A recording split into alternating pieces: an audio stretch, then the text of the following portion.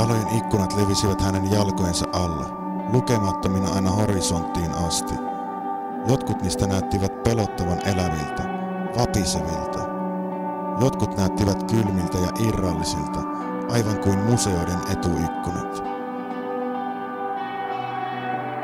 Siitä huolimatta ne kätkivät sisälleen olemassaolon kipinöitä, edustaen itseään elottomina kuin kosteuden kyllästämät kaivot, tai kauan aikaa sitten sukupuuttoon kuolleiden matelioiden tummat ja syvät silmäkuopat.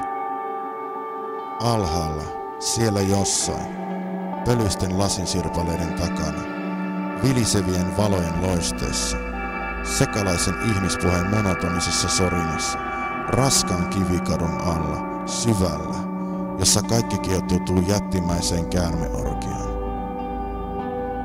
Siellä syvällä, loukussa, maanalaisten katakompien syövereissä, hämähäkin setit muistuttivat hauraasta, inhimillisestä onnellisuudesta.